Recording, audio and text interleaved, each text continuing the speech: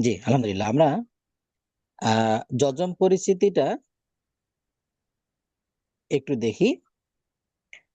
আমরা এখানে যজম পরিস্থিতিতে প্রথমে দেখতে পাচ্ছি চারটা চিহ্ন আছে। এই চারটা চিহ্নের ভিতরে চারটা চিহ্নই হচ্ছে যজম।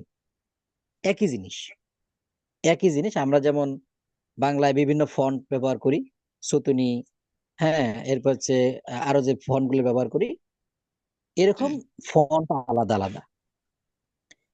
শেষের দুইটা আমাদের দেশে দেখা যায় না, কিন্তু এই দুইটা আমাদের দেশে বেশি দেখা যায়, বা এই দুইটাই সাধারণত ব্যবহার হয়। প্রথম এর দুইটা। ভিতরে প্রথম দুইটা, এটা হলো হাফিজে কোরআনে, আর এটা হলো কলিকাতা ছাপা নুরানি কোরআনে এই এই চিহ্নটা ব্যবহার হয়। একই জিনিস। এই চিহ্নটার নাম হলো যজম। আরো দুইটা নাম আছে। কেউ এটাকে সুকুন বলে, আবার কেউ এটাকে সাকিন বলে। আমরা যেটাই বলি না কেন একই জিনিস। তাহলে সুকুন, সাকিন, যজম, এই তিনটে একই জিনিস। এটা বোঝানোর জন্য এই যে দুইটা সাইন আছে, এই দুইটা সাইন ব্যবহার করা হয়। এই দুইটা সাইনই একই জিনিস। এতটুকু পর্যন্ত কি বুঝতে পারছি আমরা? জি। আচ্ছা, এরপরে আমরা দেখি যজমলা হরফকে তার ডান দিকের হরকতের সাথে একত্রে একবার তাড়াতাড়ি পড়তে হয়। আমরা যদি আলিফে জবর দেই, তাহলে উচ্চারণ হলো আলিফ জবর আ। কিন্তু শুধু শুধু যদি তায়ের মাঝে আমরা সাকিন দেই, এটা একা একা উচ্চারণ হতে পারে না, এটা আলাদা করে উচ্চারণ নাই।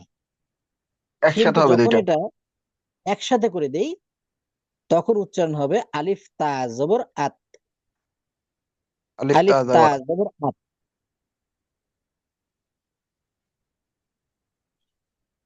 হালাম নিচে জবর উদাহরণ হা। দিই। হ্যাঁ, হা লাম জবর হাল, সিন নুন এন সিন জবর না। জব না। হুম, নাস। নাস।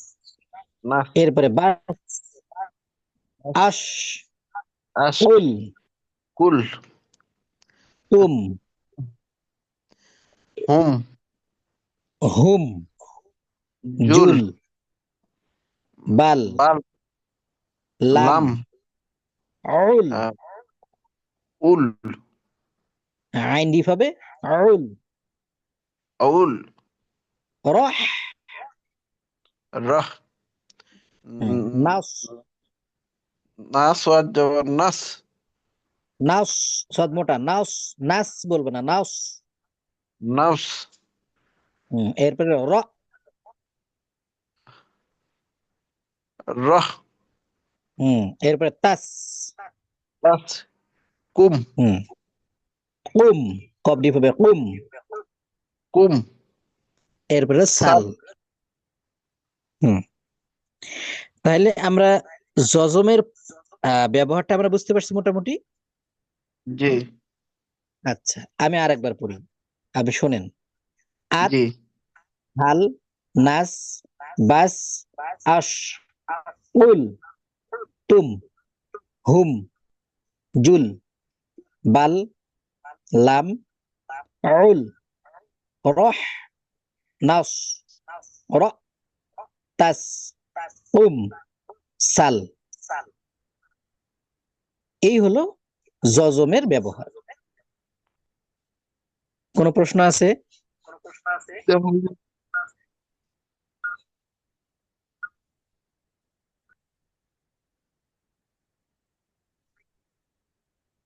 এই যজমের সাথে সম্পর্কিত একটা রুলস আছে বা নিয়ম আছে, যেটার নাম হচ্ছে কলকলা। কলকলা মানে হলো একটা ধাক্কা দিয়ে পড়া। একটা ধাক্কা দিয়ে পড়া। পাঁচটা হরফ আছে, কফ ত বা জিম দাল।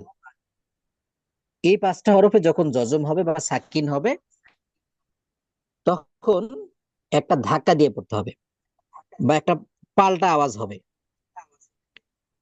একটা, ওই যে আমরা অনেক সময় হঠাৎ করে গাড়ি ব্রেক করলে, মোটরসাইকেল ব্রেক করলে যেমন একটা ধাক্কা লাগে, এরকম একটা ধাক্কা লেগে উচ্চারণ হবে। আবার বলি, কলকলা হলো একটা ধাক্কা দিয়ে পড়া, রিপিট আওয়াজে পড়া বা পাল্টা আওয়াজে পড়া। 5টা হরফ, কফ ত বা জিম দাল, মুখস্থ করে ফেলতে হবে এটা। কফ কপ ত বা জিম দাল। কপ ত বা জিম দাল, কপ ত বা জিম দাল। এই, ধাক্কা হ্যাঁ, দিয়ে এই পড়তে হবে। 5টা হরফে যখন সাকিন হবে, তখন একটা ধাক্কা দিয়ে পড়তে হবে। এতটুকু কি আমরা বুঝতে পারছি? জি। আচ্ছা, এখন আমরা উদাহরণ দেখি। জিম, কফ, জবর, জাক, জাক। জক জিম, কফ, জের, জিক। জিক জিম, কফ, পেশ, জুক জুক। কফ ত জবর কত, কত কিত, কিতি কিত, কিতি কুতু কিত, কুত। এরপরে আমরা দেখি বা, জিম, জবর যাবে, বা জিম জের জিবে, বা জিম পেশ জুবে। হুজুর যাবে, আগে কি বাউ বাউ উচ্চারণ হবে না, হা উচ্চারণ? জুবে। জিম। হ্যাঁ, জিম, জিম। ও আচ্ছা, তাহলে এখানে আমরা দুইটা দুইটা নিয়ম দেখতে পাচ্ছি। একটা হচ্ছে যা ক, যাক আর একটা হচ্ছে যাবে। তাহলে যাবে এখানে কলকলা আমরা দুই রকম করে পড়লাম। তাহলে কয় রকম করে পড়লাম আমরা? দুরকম। দুই রকম করে।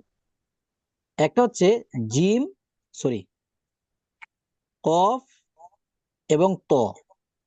তো কফ এবং ত, এই দুইটার আওয়াজ উপরের দিকে যায়, বাংলায় অধ্বনি উচ্চারণ হয়। বাংলায় অধ্বনি উচ্চারণ হয়। অ, যেমন যা ক, অ শেষে অ উচ্চারণ হচ্ছে। জি ক, জু ক, কত, কৃত, প্লুত। এই দুইটা হরফের উচ্চারণটা উপরের দিকে যাবে, অথবা অয় ধ্বনির মতো উচ্চারণ হবে। বুঝতে পারছি? জি এরপরে আসছে বা, জিম, দাল। এই বা জিম দালে আওয়াজটা নিচের দিকে যাবে, অথবা বাংলায় এ ধ্বনিতে উচ্চারণ হবে। এ, এ ধ্বনি। যেমন যাবে, এ, জিবে, জুবে, বাজে, বিজে, বুজে, সাদে, সিদে, সুদে। এই তিনটা আপাতত বন্ধ থাক। তাহলে উপরেরটা হলো অধ্বনিত উচ্চারণ হলো যা ক, যে ক, জু ক, কত, কৃত, কুত। আর বাকি তিনটা, বা জিম দাল, এর আওয়াজটা নিচের দিকে যাবে বা এর মতো উচ্চারণ হবে। যেমন যাবে, জিবে, জুবে, বাজে, বিজে, বুজে, সাদে, সিদে, সুদে। এই হচ্ছে কলকলা দুই ধরনের। বুঝতে পারছি? জি আচ্ছা,